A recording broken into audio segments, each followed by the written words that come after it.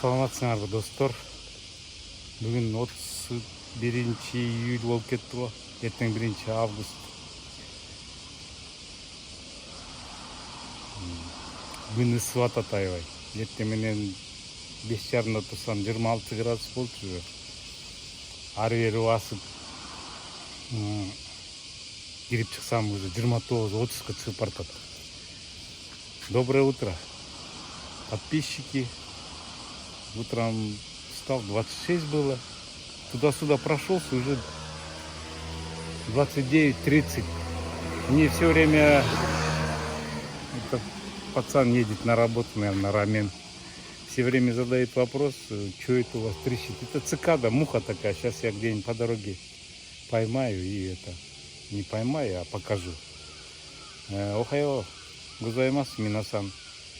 Ацуи учи ни кёцукетте кудасай. Мо аса окитара 26度で今もうあちこち走って29もうわからない、もう我慢できないから、もう気をつけましょう。もうどうしようもない。あと1ヶ月で我慢したらもう台風が来るから。Это я сказал на японском, что скоро у нас в сентябре начнется тайфун и будет похолодание, прохлада. Так, что нужно пенсионеру утром? Так, вода, минералка. Так, очки обязательно, маска, не дай бог там куда-нибудь в туалет или где парк и много людей. Наушники, чтобы музыку слушать. Ну и iPhone рядом. Так, я буду сейчас ехать. С музыкой будем ехать. С утра надо такую спокойную музыку, да?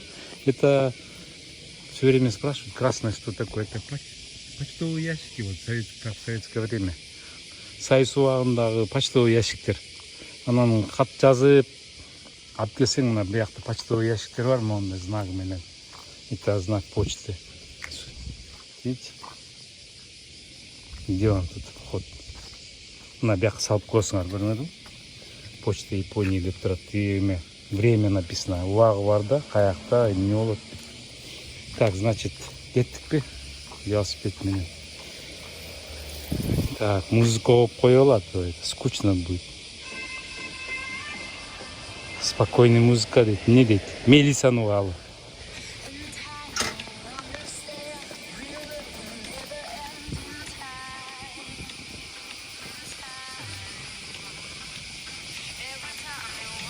Бүт пенсионердин баары мага окшоп мына эртең менен туруп алып, эртең басып жүрүшөт. Салкында аябайчы. Аса карамонун ару-теру кара, суши кара, да? С утра все пенсионеры прогуливаются, потому что прохладно, вес скинуть. Ну, я живу в таком районе, где все исторические достопримечательности, которые внесены в список ЮНЕСКО.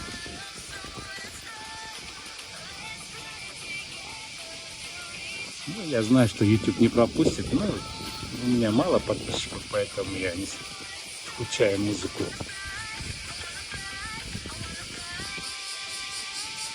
Азыр могерде ресайкл шоппу деп коет, комиссионный магазин бар могердечи. Кызык да, эл алган көрүлөт дейм. Эски кувшинчиктер, индийский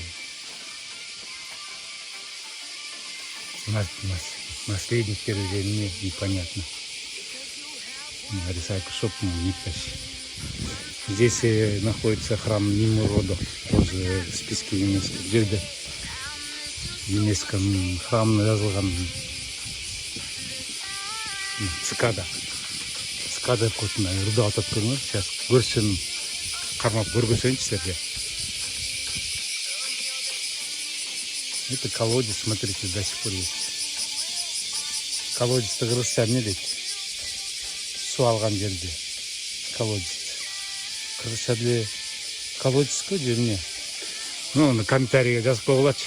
Япон амай түнтүктөрү калдым. Японча, кыргызча, орусча, англисче сүйлөп атып, келе болуп калып кетсин. Бул акшына айты да суу сап кетти, суу куюп берип атат.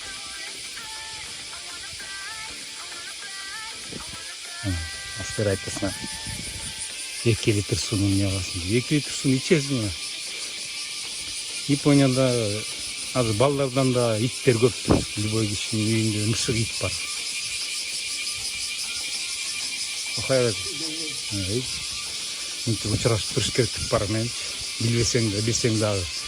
Бул деген эме правила поведения жизни в обществе деп коет.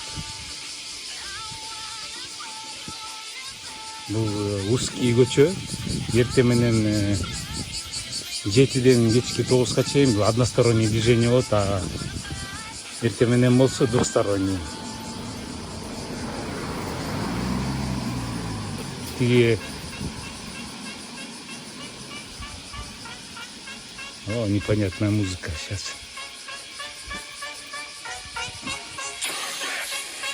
Был милиция. Так, не нугалы.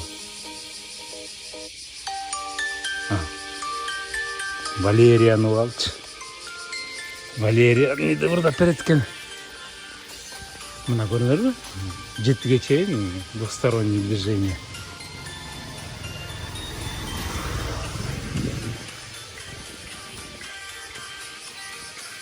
Мындай гүлдөр түшүп атат, таң каласың. Жайында дагы Накажима-санын үйүндө гүлдөр өсөт экен багындачы. Ишикава-сан дейт.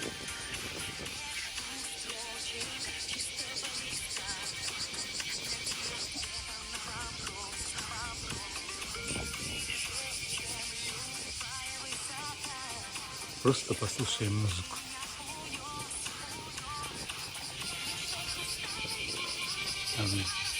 В Японии ничего удобного, везде на перекрестках зеркала есть. Очень удобно. Красный моргающий светофор, это значит все стороны должны один раз остановиться, посмотреть направо, посмотреть налево и проезжать перекресток. Это нерегулируемый перекресток. После 7 вечера он начнет работать как настоящий. Там уже вон поезд. Ну, туда вверх я не буду подниматься, мне надо туда. Так, ладно, едем раньше, да? Я потом продолжу. Этажный дом. Представляете, вот 4 утра, когда чуть-чуть светлеет, начинается пение. Это для того надо быть терпеливым этим японцам, чтобы все это выдержать. Сейчас я его найду, и их тут полно. Толтырып яктачы. Каяктан табасың, көрүнбөйт. Они последнюю предсмертную песню, наверное, поют. После этого они умирают, по-моему. Потомство сделали, теперь... Так, где тут?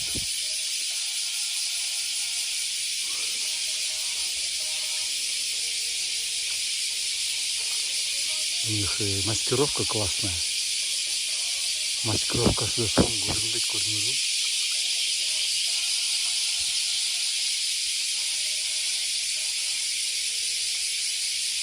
Да, он летает он сейчас. Сейчас покажу. Вот он сидит, видите, поет.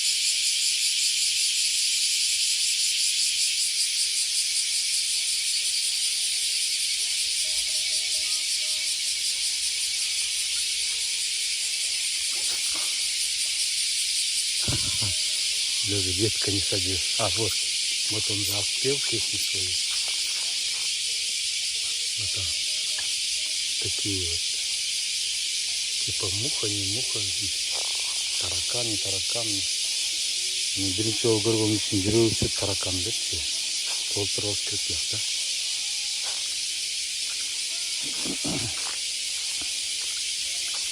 Соның үшін чыдам қайғылып кеткен де японцтар. Так, бұл осы специально мауықшыған пенсионерлерге жасалған еме да, скульптура жасағанға. Ертеменен келіп, көрдің, зарядка жасап, гимнастические упражнения бар.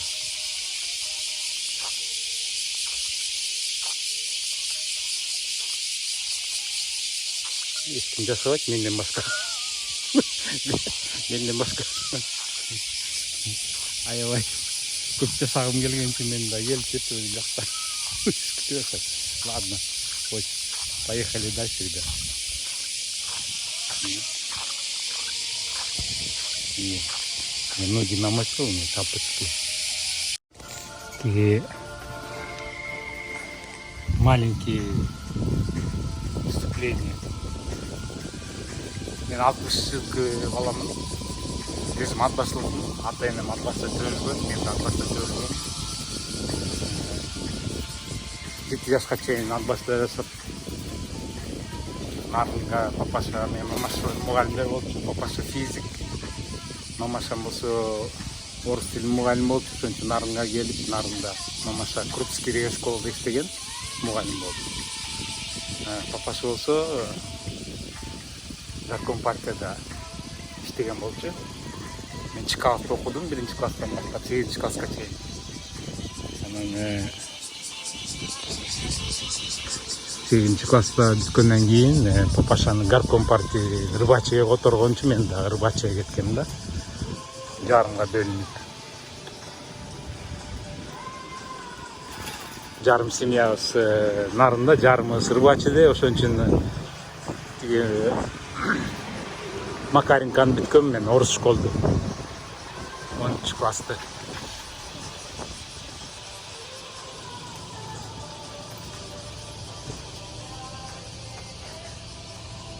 Жерде осы 24 сааттык киоск, комбини деп коюшат булар, Family Mart деп коет.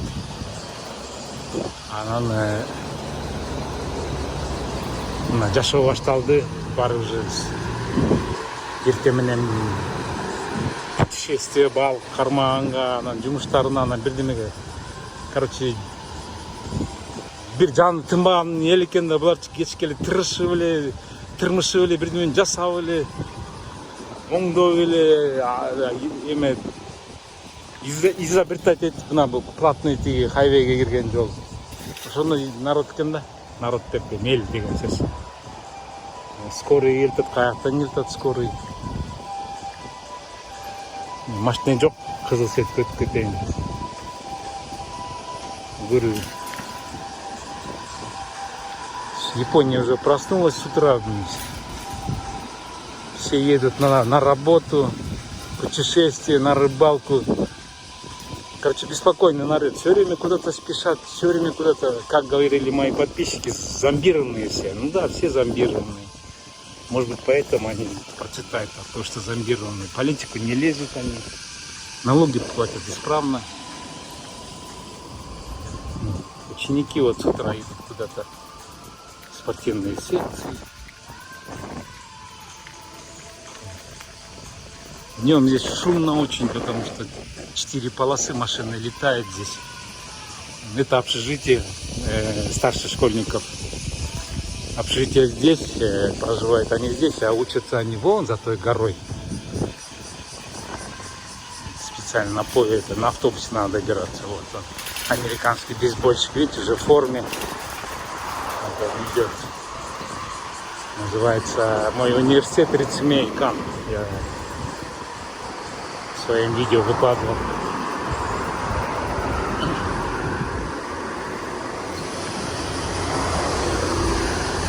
Там в маске бежит прям.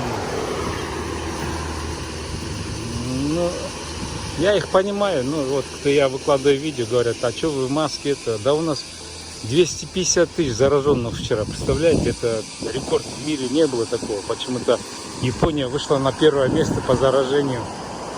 Хотя самая чистая, самая цивилизованная, все меры предосторожности соблюдает. Но, несмотря на это, я тут проехал, хочу вам показать это там объявление на столбе.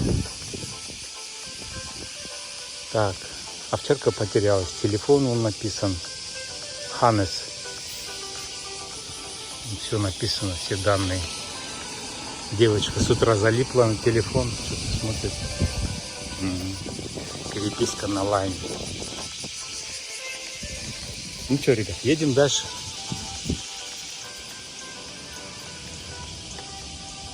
Бабушка поехала на велосипеде с аккумулятором. Сейчас у нас это мода. И батарейками найдаган велосипедтер. $2000 тұрады, между прочим. Жолдың чети бүт ресторан, кафе, коронаның убагында жабылып калды. Көрүң, учутуп баратат Феррарилер, Порше. Бак, этажный үйлөрдүн терезелери бияка чыгат, шум, гам, рев, скорый, пожарный, милиция. Ошон үчүн үй алганда деген ойлонуп алыш керек. Жолдун нарыраак. Мына айдатпайм, скорый келтет депчи. Шумный. Аябай. Мына учутуп баратат.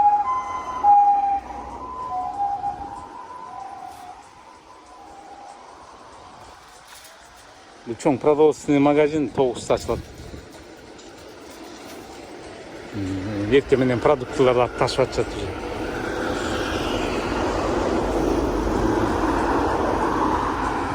Остановкада обязательно скамейка.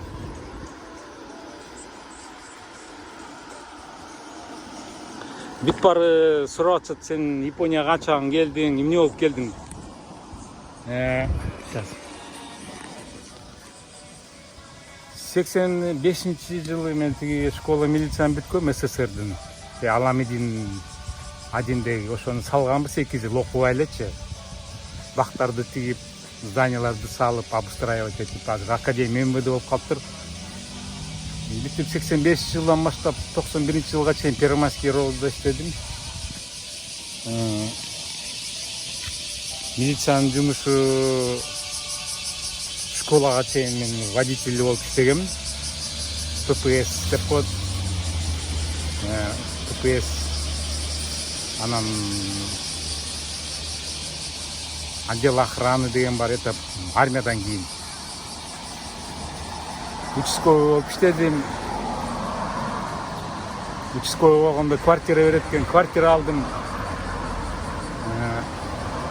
Эки жерден 12 микрорайондон, анан Западный автовокзал алдым. 2 комната, анткени Советский Союзунда бир бала төрөлсө 8 квадратный метр дополнительно бериш керек да, ошондой закон болчу.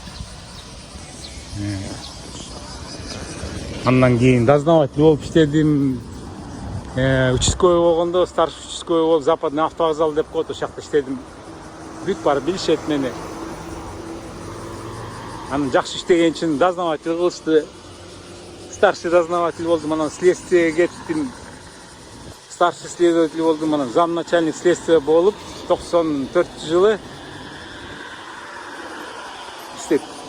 Передел башталды, тууганчылык, жердеш мердеш, анан ой деп мени бошотуп местаңды должность деди. Бошотуп, как раз ошол убакта чуркап жүрүп аялымды Японияга жибергем, мен тил жаттасын деп университетке, Киото университетке. Анан мен 1 жыл распоряжение кадров жүрүп, жумуш жок, акча жок, тааныш жок. Анан кой деп. Анан кой деп аялым айттым, ай давай чыкыр виза жаса. Хотя бы Японияны көрүп калайын деп, эки баламды эшитип алып, Алматинский чартер менен Иркутск, Япония учуп келдим, Корея, Япония деп. Ошондон бери биякта жүрөм. Силер айткандай темселеп. Темселеп жүрөм. Акча таап дегенде. Но мен газбайтер эмесмин, мен биякта келип тил жаттап университетте 4 жыл окудум. Как юрист. Бул сонун жерде тетик астролог Сакура деп коет. Мыякта сака балдардын алып келип алып велосипедке астыма кызымды, артыма баламды плов салып алып тетик жерге келип отуруп тамак жече элек жыргапчы. Бул аябай сонун жер, бул деген 1-чи императордун дачасы. Сонун жер аябай, салкын суу, бактар. Анан бул жердин жери аябай кымбат. 3 квадратный метрин $6000, $6000-7000 чыгып кетет. Өлсө да булар сатышпайт эчкимгечи, только по наследству передается. Так, менин үйүм болсо тет жакта тимек. Почти мен 5 километр келем жерге чейин. 5 километрден кийин үйгө кетем. Тияка барып тартпай эле коеюн, азыр көргөзөйүн кайсы жол менен кетерин.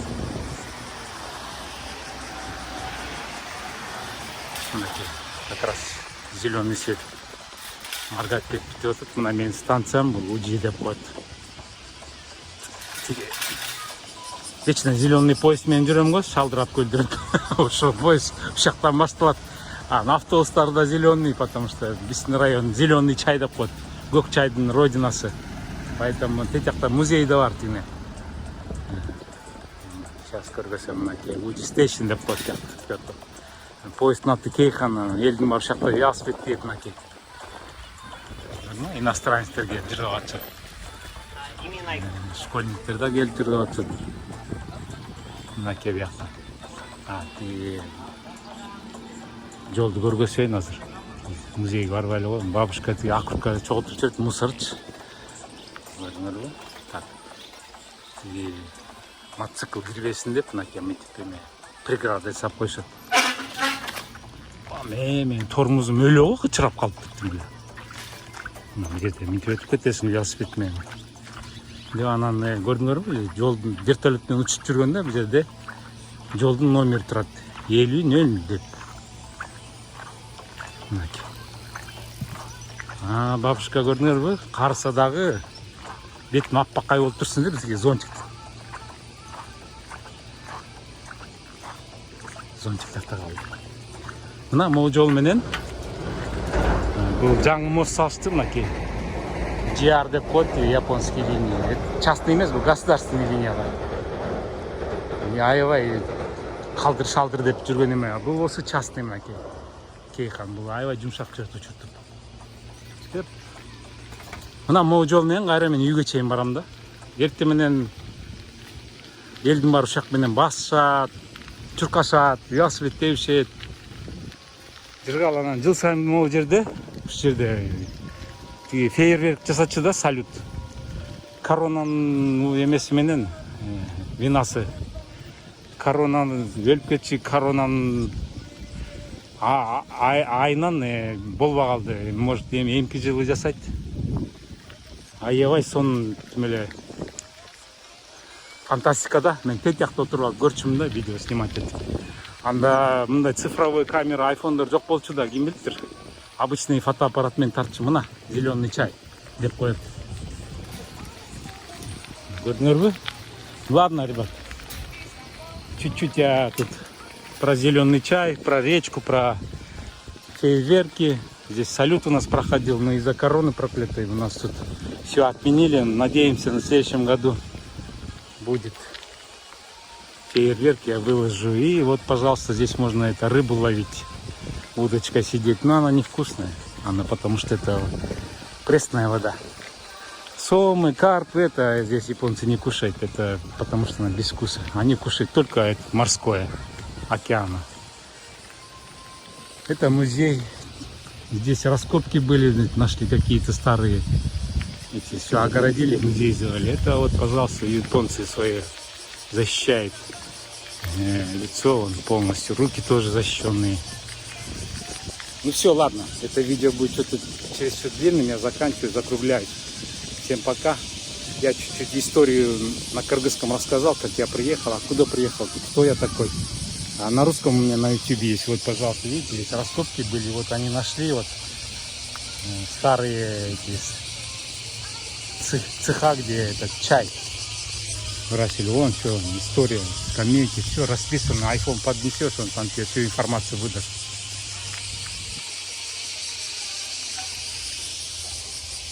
Да, ребята, подписываемся, ставим лайки.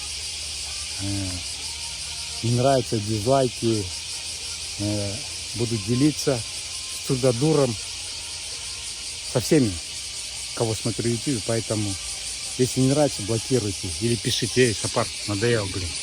Все, ладно, всем пока.